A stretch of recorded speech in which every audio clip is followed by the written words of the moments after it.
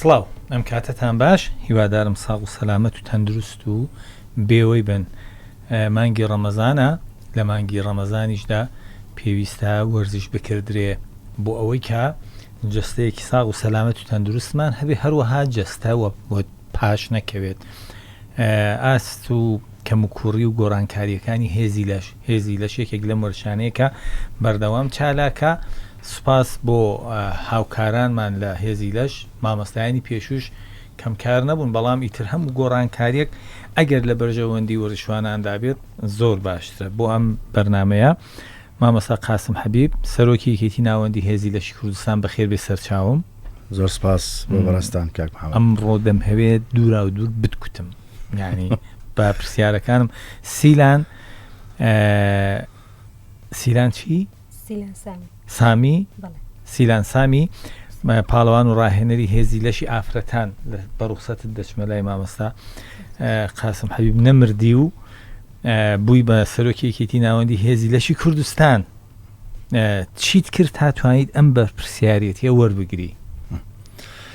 زۆر سپاس بۆ کەناڵەکەی بەڕێستان و بۆ هەموو بینەرانی خۆشەویست. من طبعاً چالاکیەکانی من وای لێ کرد، خۆشەویستی وەرشەکە وای لێ کرد کە من شەڕۆژ نەخۆنیم دەکرد بە حەقەت کە بگەم بەو ئاواتە کە خۆم لەو وەرزشە هەم یاریزان بوویمەوە، هەم ڕاهێنەر بوویمەوە، هەم چەند ساڵێکە حوزور بوویمەوە، سەرۆکی ئیتیحادیە هەولێر بوومەوە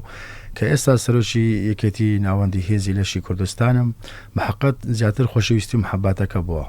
ژێر پێت بەتاڵ نەکردن؟ چاودەبینی یەکێک باشە کار دەکا، بەڵام لە ناکاو ڕایەکێک دێ ژێر پێ بەتاڵ دەکا، دەڵێ منیش هەم ئەوانە بوو، یاوەی کە هەر بەجددی ئاست و توانایی تو لە پێکهێنانی ڕکابەریەکان بوو؟ ناوەڵە ئەست و توانایەکە سەرەی هەموو شتێکی بە حەقەت لەبەرەوەی خەڵکێکی یەکجار زۆر مسپاسی ئەو ڕاهێنەر و ناو بژوان و ئەو یاریزانە دەکەم لە باتی من زیاتر خەمخوار بە هەڵبژاردن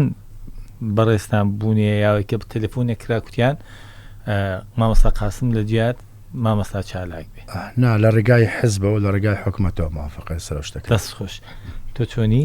باشی؟ کەی و چۆن دەستت بە وەرزش کرد؟ وەرزشی هێزی لەش بڕێ قورسە، خەڵک وابی دەکاتەوە ئەوانەی کە وەرزشی هێزی لەش دەکەن دەبێ وەکو مامۆستا قاسم ماشەڵڵا چوارشانە و زۆر بەهێز بن، بەڵام تۆ چۆن بوو دەست پێ کرد؟ من لە 2016ەوە بەڵێ بڕێک وەرە پێشتر لەمای بەڵێ لە 2016ەوە دەستم بە یاری لەش جوانی کرد. بەڵێ کە دەستم پێ کرد وەکو ینی کەسێکی ئاسایی لە ناو هۆڵەکان یاریم دەکرد. بەڵێ ماوەی 2 ساڵ 2018 وەکو ڕاهێنەر دەستم پێ کرد. بەڵێ 2021 لەکە مامۆستا بورهانی حەفوو دەستم پێ کرد. بەڵێ بەس نا هیچ کات قڕز نییە هێزی لەش بۆ ئافرەتانیشمان حەفوو ئافرەتانیشمان هیچیان لە پیاوان کەمتر نییە. دەست خۆش بێ. باشە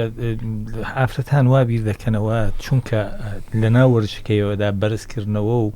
دانانەوەی ئاسن و شتی وا هەیە ڕەنگە بڕێ قورس بێت. تۆ هەر کاتێک کە تەمرین دەکەی خۆ هەر ئەو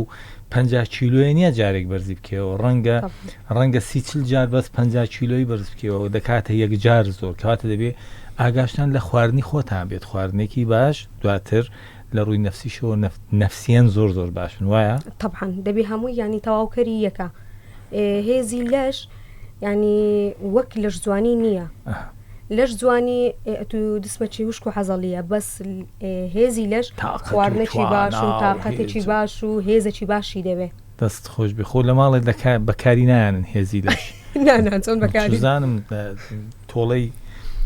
چەندین ساڵە لە ئافرەتان لە هاوسەر و بکرێتەوەوانە ئەمەش بوانە و جوانی. ئێستا لە ماڵی مەگە دەبێ بە شەر گوڵ بە خێزانمدا دێم مامۆستا قاسمیەوە چیان پێدادن بە خێزانن ئاسن نەبێ. باشە پێم بڵێ بزانم دیسان دەمەوێت تەقەت لەسەر بێت. مامۆستا فەتحی یەکێک لە کەسە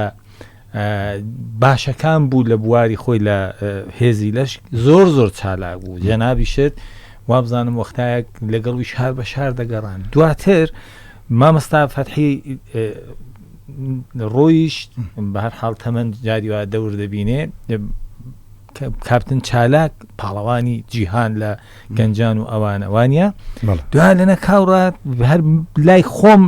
جێی پرسیار بوو، باشە ئەمان خۆ زۆر باش بوون چۆن بوو تۆ بووی بە سەرۆکی یەکێتی هێزی لەش بەڵام ئایا هاوکاری دەکەن ئەوان سەبارەت بە مامۆستافاتی وەکو مەرجعی ئێمە سەدامانەوە بە حقات لەبەرەوەی کە حەکەمە چی دووەلیە و ما لە چەند جێیتکە تەبعاً من باسم کردووە هێزی لەش لە کوردستان زۆر زەحیف بوو بە حقات ئێمە کە هێزی لەشمان دەست پێ کرد لە ئاستی کوردستان بەڕاستی من و ئەو پیاوە شارێک نەما قەزایەک نەما نەهەیەک نەما لە خانەقین تا زاخۆ ساڵاچی لێ نەکەینەوە بە تایبەتی هێزی لەش مەسلەی ئەم پیاوە ئەو پیاوە ناتوانانی لەبیر بکرێ بە حقات وەکو مامۆستافاتی ئەوان چیان نەکردو تۆ دەتەوێت بیکەیت مەسلەی وان ئەوان تەخسیریان نەکرد زۆر وەکو برێن ئەو وەرشیان بە هەموو دنیا ناسان بە حقت بە تایبەتی نەناو کوردستان دەورێکی زۆر بە قوت یا وڵای اتحادەکانترەوە و مەسلەی مامۆستا چالاک و ئەوانش دەستیان خۆش بێ ئەوانش پێش من هەندێک چالاکیان کردەوە دەستیان خۆش بێ باش بۆ خراپ نەبوو چی دەکەی کە ئەوان نیان کردوێت چی بکەیت مەسلەی من ئەو چالاچۆ بەرنامانی کە من هەیتم ئینشاءڵڵا من وا بکەم لەسەر ئاستی کوردستان من تا ئێستا کە دوو چالاچیم ڕاگەاندووە لەگەر دەورەیەکی کە لەسەر ئاستی کوردستان ئەنجام بدرێت لە شاری هەولێر لە پایتەختی کوردستان تەبعاً ئەو چالاچە بکرێت بەڵام گرنگترین چشت ئەوەیە ئێمە ئەوی نەمان کردووە ئێمە یاریزانانی مە زۆر گلەی ویان هەیە پاڵەوانی زۆر بەهێزمان هەیە عەرەبی جیهانی بەڕاستی ئاسیوی ئێمە وەکو وڵاتەکان وەکو وڵاتی خۆمان بەڕاستی هەرێم کوردستان پێویستە ئێمە تەسیقات هەبی و لە دوای جێژنە ئینشاڵڵا بەرنامان وایە لەگە حکومەت تەنسیقەتی باش بکەین پەیوەندی لە بەشی پەیوەندیەکانی خۆمانەوە سەردانی وە بکەین کە لە هەموو وڵاتەکان ئەگەر هاتوو بیانەوێ پاڵەوانەتی دووەلی یا عەرەبی بینە شاری هەولێر پایتەخت ئێمە بە شێوازێک پێشوازی ئەوانیش پشگیرمان بن تۆ لە کەرکووک بووی هاتێەوە هەولێر پێم بڵێ بزانم چۆن بوو لێرە براوە بوو یا براوە نەبووی ماوەیەک آخر لە کەرکووک بووی وا بزانم ژیانی هاوسەریت پێکێنا چووی بە کەرکووک دواتر شتێناوە ئێرەوەیە ئاستی کچانی کورد لە وەرزشی هێزی لە شاچۆنە هەر بەڕاستی بەخوای تا ڕادێک باشە بەس هەموو شارەکانی ژنا بەڵێ بۆرە پێشتر بڵێ ینی ئێستا یەک لەوانەکە کەرکووک ئەمن 4 ساڵ لەوێ ژیام ئافرەتمان نەبوو هێزی لەش لەوێ بکە بەڵام لێرە لە هەولێر هەیە لە هەولێر ینی دەزانی هەلێکی باش بۆ تۆ ڕەخساوە تۆ لە جیات هەموو ئافرەتان و کچان و ژنان ئێستا ئەوە تا مامۆستا قاسم حەبیب ئەوە تا سەرۆکی یەکێتێکە چیتان بۆ بکە کە ئێوە باش بن باشتر بن پێی بڵێ ئاین داواکاریتان چییە ینی مامۆستا قووە بەدەنی ینی مامۆستا قاسم هێز و لەش ینی مامۆستا قاسم زۆر پشتگیری کە چەند پشتگیری پیاوانی کردووە سێ ئەوەندە پشتگیری ئافرەتانی کردیە زۆر هاوکاری ئافرەتان بووە بەڕاستی لەبەرەوەی کە لە ڕێزبەندی پێشەوە بن ینی هیچ داواکارێکرد نییە ئێوە لێگڕا پێکاتن بۆی کە بڵیت زۆر باشە خۆی مامۆستا قاسم زۆر باشە من لە هاوڕێتی دۆستایەتی مامۆستا قاسم بەڕاستی چێژ دەبینم چونکە بە کەسێکی کاریری لای ناسراوە ئەوەی کە لە بواری خۆیان خزمەتێکی زۆر باش دەکات بۆ وەرزش دەست خۆش بێ دیسان لە تا کۆتایی بەرنامەگە شتێک بە خەیاڵ تا هات چیتان بۆ بکات بۆ ئافرەتان ئەمن مەمنون دەبم مامۆستا قاسم بۆ خۆت دەزانی ئەو کەسەی پۆستێک وەردەگرێت بۆ ئەوەی کەم و کوڕیەکان چارەسەر بکات وانە وەرگرتنی پۆست ڕەنگە ئاسانە بەڵام کاتێک تۆ لای خەڵک ڕێز و حرمەت و خۆشەویستی زیاتر دەبێت کەم و کوڕیەکان چارەسەر بکەیت بە بڕوای تۆ کەم و کوڕیەکانی هێزی لەش چییە لە کوردستان بە تایبەتی خۆی ئێمە بەڕاستی من سپاسی مەزموع کەسێک دەکەم ئەگەر لە ڕێگای ئێوە بتوانم سپاسیان بکەم گرنگترین چیشت ئەوەی ئێمە کە وەکو یەکێتی ناوەندی کوردستان تا ئێستا کەلوپەرێکمان نییە کە لۆ چالاکیەکان بەکاری بێت لە ڕووی پاڵەوانەتیەوە بەڕاستی ما سپاسی بەڕێز حاجی دیدار شێروانی دەکەین بە حقیقت کە پاڵپشتی وای کردینە لە دوای جێژنە ئەو کەلوپەرەمان کەلوپەری ئیتیحادی لە بۆ چالاکیەکان لۆمان ئامادە بکات کەلوپەلەکان چین هەر هەموو کەلوپەرەکان ئەو کێشە قورسانن کە لە هەموو هۆڵەوەرچەکان هەیە یاشتی تر هەیە ئەو بەخۆی ئەو جیازەی کە لە هۆڵەوەرچەکان هەیە یاری هێزی لەشی پێ ناکرێت جوانە لەبەرەوەی ئەوەی دەکرێت ئیلەش جوانیە ئەوانی هێزی لە زیاتر ڕفعیان لە پێسپرێز دەکاتە 200 قسوور چیلۆی توانای ئەو جیازە ناتوانێت حملی ئەم یاریزانە بکاتن لۆ مەترسی لەسەر ئەو یاریزانە هەیە ینی کەم و کوڕەکان ئەو ئامێرانەی کە پێویستن بۆ هێزی لەش بە تایبەتی ئەوانە کە من باشە بەڕێستان دەڵێ لەلایەن حیزبەوە دانراوم لەلایەن حکوومەتەوە دانراوم ئۆکەی دانرای دیارە بە کەسێکی باشی کە هەڵبژێرایی بۆ حکوومەت بۆ دابیناکە ئایا داوات لەوان نەکردووە بۆ نمونە ئەو ڕۆژە کە تەلەفۆنیان بۆ دەکردی تۆمان دیاری کردو بۆ سەرۆکی یەکێتی کوتپات من نایکەم بەو مەرجە دەیکەم کە ئەم شتانە بۆ دابین بکردی خۆ شتێکی زۆر گرنگ نییە وانە بەڵێ الحقم تەخسیریان نەکردی برن ئێمە تەکلیفی ئەو شتەمان کرد تەکلیف ئەومە داوای تەکلیفی شتی گەورەتر دەکەین لەو حزبی خۆمان و لە حکوومەتەکەی خۆمان کەواتە ئێوە خودتە بەتاکید ئێمە بەرنامی ترمان هەیە لەسەرەوە بەس ئەو کەلوپەرەیە کەسێک لە خۆی دیاری ئەوەی کردووە و پێشنیاری کردووە دوای جێژنە ئێمە کەشفەچی بۆ بکەین و لەستەکەی بۆ بین بۆمان بکرەوەش حاجی دیار شێوانی بە حقت خۆی پێشنیاری کردووە کە هاوکاری اتحادی کوردستان بکە لەبەروەی من لە خانەقین تازاخۆ هەر ئێستاوە لەو ڕەمەزانەش کە بە ڕۆژومە بەڕاستی سەردانی هەموو هۆڵەوەرشەکانی هێزی لەشم کردی ئەو جێگایکە چ لە پیا و چ لە ئافرەت دەستت خۆش بێ ئێمە کاتمان زۆر کەمە کەم و کوڕی بەردەم ئافرەتان بۆ هێزی لەش چییە ینی دا هەر لە خێزانەوە بگرە بربەست بۆ نمونە هەر لە خێزانەوە لە کۆمەڵگە لەوانە گەشتێکە فەرم وەرە پێشترت ینی ئافرەتانمان پشگیریەکی وایان نییە بەڵێ لەلایەن چیەوە پیشگیریان نییە خێزان کۆمەلگا ینی ڕێ ناداتن ئافرەت ئەوەندە بستە ڕێزی پێشەوە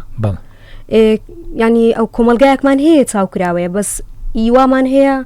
هەر چاو داخراوە بەڵام ئێستاش هۆڵەوەرشەکان پڕن لە ئافرەت جاران ئەم هەولێرە گەورەیە 5-6 هۆڵی وەرزشی لێ بوو ئێستا هەرگەڕەکەی هۆڵی وەرزشی لێ کەواتە باشتر بووە بەس بۆ هێزی لەژنە چی بۆ بکەین مەسەلەن بۆ نمونە چ پلانێک هەبێ تۆ ئایا میدیا دەتوانێت دەوری هەبێ پاڵەوانێتێک هەبێ بێت ببێتە سپۆنسەری پاڵەوانێتی پیشانی بدات لە شاشە دەرکەوێت کە ئافرەتان کێش بەرز دەکەنەوە و جەوێکی وەرزشیانیان بۆ ڕەخساوە دەور دەبینێت لەناو طبعاً ئەوانەش هەموو دەوری خۆی هەیە کە ینی بتوڵاتێک دەکرێتەوە هاوکاری ئافرەتان دەکرێتن ئەمە نەک لەوەی کە لە ڕووی ینی معنەویمان هەیە مادیشمان هەیە خۆت هەم پاڵەوانی وەرزش دەکەین هەم ڕاهێنەری هەم ناوبژیوانی ئەمە وەک ئەوەی وایە تۆ سفرەیەک هەبێ باشە بۆ نمونە کفتەی لێ بێت دۆڵمەی لێ بێت بەیانیشی لێ بێت یعنی چۆن تۆ دەگەڵ بە هەرسێکیان ڕادەگەی خۆشەویستیم مناڵیش هەیە و خێزانیش و ئەوانە خۆشەویستیم لە بۆ وەرزشەکەم زۆرە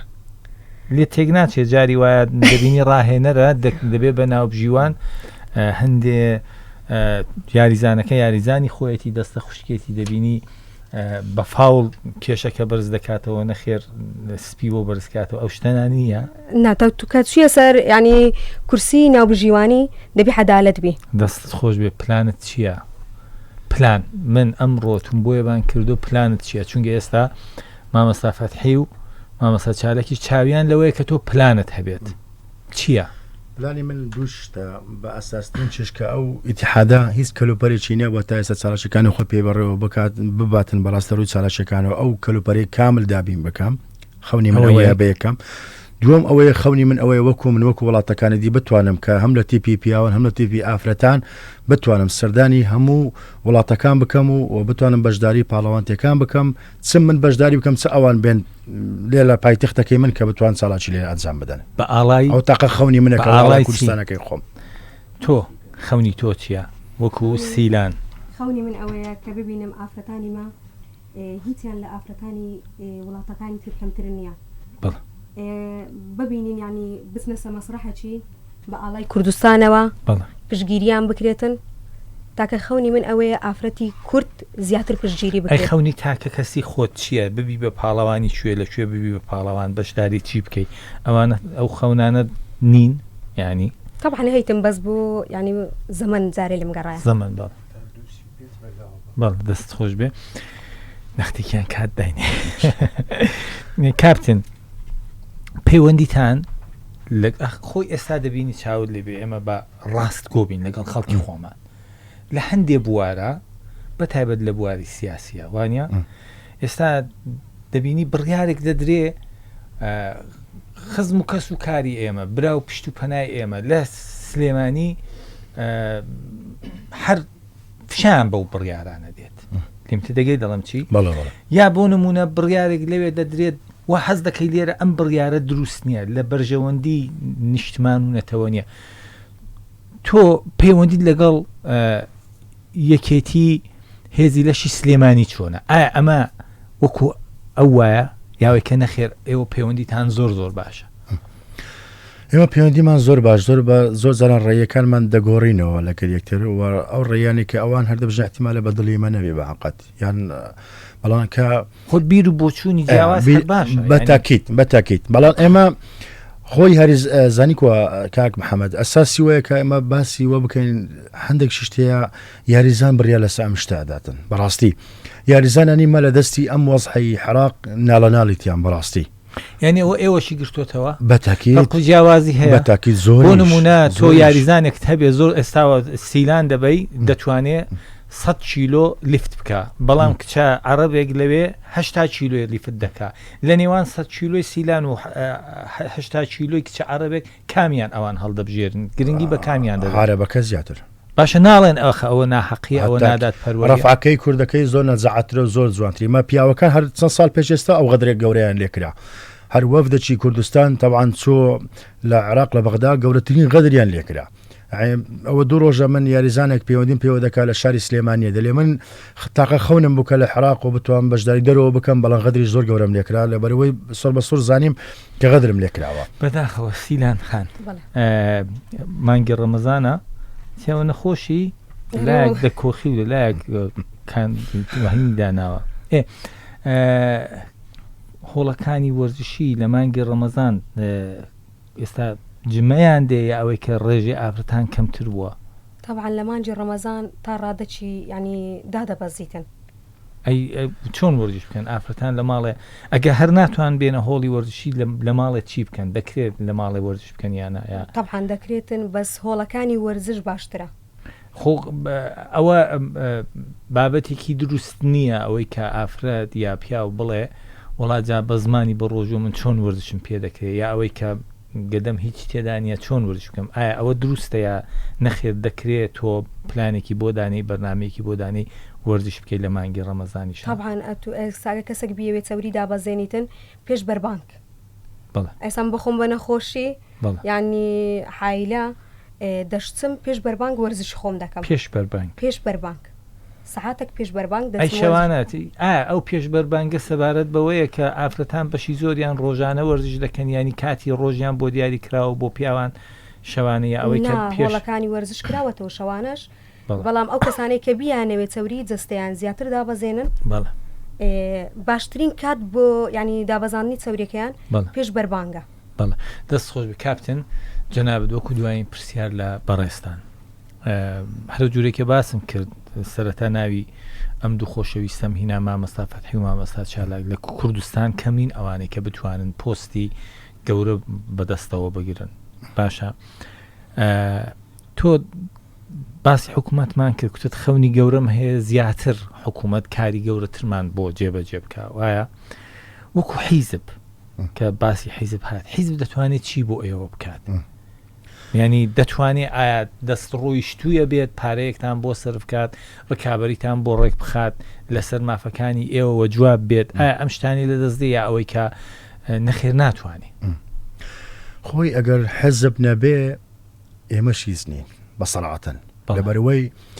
زۆری ئەو پۆستانێکە وەردەگیرێت لە فەرحیەکان و لە کوردستان ئەوانە هەموو بە پاڵپشتی حیزبە بەڕاستی من ئەو کەسانە هەڵبژاردننی شار طبعاً ئێمە یەک دقە باش شەڕێکت لەگەڵ بکەم ئێستا بۆ محەممەد با وەڵامەکە تەواو بکەم ئێمە طبعاً ئێستا ماڵێکمان هەیە بە ناوی لەزنەی ئۆڵۆپی هەرێمی کوردستان کە ماڵی هەموو ئیتیحادەکانی کوردستانە وێنەراتێکمان هەیە لقی لەزنەی ئۆڵۆپی لقی هەولێر بەڕاستی ئەوە سەر بە ئیتیحادەکانی فەرعی هەولێر کارەکانی خۆی دەکاتن لە دوای وی لە ئەساسترین چێشت چیایەک و بناغەیەکی بتە و ئەوە حیزبەکەیە لەبەرەوەی ئێمە ئەگەر هات و حەزب پاڵپشتمان نەبێ نە شەریکات و نەکەسایەتی هیچ کەسێک پاڵپشتی ئێمە ناکە لە بە چالاکیەکانەوە بەڕاستی کاک قاسم بە قوربانی ئەو شان و پیلت بم باشە دەبینی من پاڵەوانێکی زۆر بەتوانە لە ئاستی خۆمە کەس دەرەقەتم نایەت بەڵام هەر حەزم لە حیزبایەتی نییە وانە هەر حەزم لە سیاست نییە دەمهەوێ وەرزشەکەم بکەم دوا ڕۆژ چونکە حیزبی نەبوومە بە زۆرشم کردووە ئایا ناکرێت لە کاتێکدا من دەتوانم پۆستێکی باشی وەرچی وەربگرم پۆستی باشی وەرچیم پێ بدرێ دەکرێشتی وایە ناکرێت بەخۆی ناکرێت زانی دەبێ حزبی بێ کاتێ ئێستا هەر لە ئێستاوە ڕەنایی من بنووسە دەبێ حزبی بێ من مادام لە پایتەختێکی خۆم بم ئەو ئارەمی بە من بەخشێ بێ بەڕاستی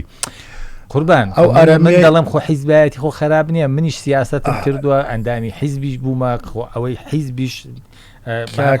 دەیکات ڕەنگە بە هین نەکرێت بەڵام زۆر جاری وا هەیە دەکرێت بەدەر لە بەرژەوەندی سیاسی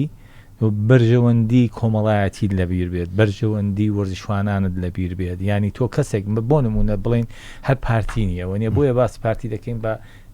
حیزبی خۆمانی دەزانین ئەوەی کە حیزبێکی نیشتمانیە باشە ڕەنگە کەسێک هەبێ پارتی نەبێ بەڵام ئاست و توانایەکی یەکجار زۆر باشی هەبێ بیهێن بە بڕوای من بیهێنە بێ ئەوەی کە بیکەی بە پارتی وەرە خزمەتی پێ بکە بڵێ تۆ دەبێ ئەرکی سەرشانی تۆ خزمەت بکەیت تۆ لە کۆتاییدا چیت هەیە بۆ ئافرەتان بۆوانێکە دابڕاون لە وەرزش ناکەن چیان پێ دەڵێ پێیان دەڵێم ینی هیچ کات کۆڵ نەدەن ئەوە مایکە هیچ کات کۆڵ نەدەن بەڵێ ینی بڵێ ئەوە ژیانمە هاوسەرمە هەموو شتێک بە کاتی خۆی سیدان خان یەک قسەی ڕاست گویانەش لە تۆ ببیستن باشە هەندێ دەنگۆ هەیە وە زۆر داریش دەبینرێ دەڵێن هەر ئەو وەرزشە بۆ کە ئافرەت دەیکا زۆر جار شیرازەی خێزان تێک دەدا شتی وا هەیە بۆ نمونە تا دوێنێ وەرزشی نەکردووە ئەم ڕۆدێ وەرزش دەکا چاو دەرونی دەکرێتەوە دڵ ئای کوربا بخۆ من هەر ئەو فلانە کەسە نیم ها ڕەنگە هەر ئەو بێ بە هۆی کێشەی خێزانی دابڕان جیابوونەوە تەلاق شتی وا هەیە بەڕاستی هەیە بە زیانیەها بەڕادەکی ئەوها زۆر نا بڵێ کە ینی بەرچاو بیتن هەمانە ینی زیاتر هەان چاوکراوە دەبیتن لە حایلەی بێمنەت دەبیتن ئەو شتانە ڕوودەداتن بەڵام هەموو کات ینی ئەگەر حایلت لە پشت بیتن بەتوانی ئەو هەلە بەکار بینی سیلان خان من تەمەنم سەروی پەنجایان ئەو چەند ساڵەکەی ناڵم باشە با بمێنێتەوە هێشتا بێمنەت نیم لە خێزان لە ئایلە لە کوڕ لە خێزان لە برا لە خزم و کەس جا هەر بۆیە ئەو شتم بۆیە باس کرد خوشکان کە دەچەند چاویان دەکرێتەوە دنیایەکی دیکە لە دەرەوەی ماڵەکانیان دەبینن ئەم کرانەوەیە نەبێ بەهۆی ئەوەی کە شیرازەی خێزان تێک بچێ ئەوەی کە تۆ بڵێ جاخۆ تا دوێنێ من چاوم نەکرابەوە من نەم دەزانی وەرزشەیە نەم دەزانی دەتوانم ئازادانەتر بژیم ببێتە هۆی ئەوەی کە تۆ مناڵەکانت بێ دایک و باب پەروەردە بکردێن قسەی کۆتایی هەیە قوربان هیوادارم من لەو تەمەنێکە ماوەم بتوانم کە یاریزانان و ناوبەژوانان و ڕاهێنەران لە خۆم ڕازیکەم بتوانم خاوەن دەوڵەتی خۆم بم لە خانەقین تازاخۆ بە ئاڵای شیرینەکەی خۆم ئاڵای شەهیدەکانی خۆم بتوانم کە وەکو هەموو وڵاتێک بڵێم هەم کوردستان زۆر لەوە گەورەترەکە لە خانەقینەوە تازاخۆ بێ باسی ڕۆژهەڵات و باسی باکوور و باسی ڕۆژئاو خەون کە تۆ خەون بوو دەبێت خەونەکەت زۆر گەورەتر بێ سپاسان دەکەم کە گوێگری بەرنامەی ئێمە بوون وەرزشیار هەردەم ساغ و سەلامەت بن کوردستانی شەر ئاوەدان بێت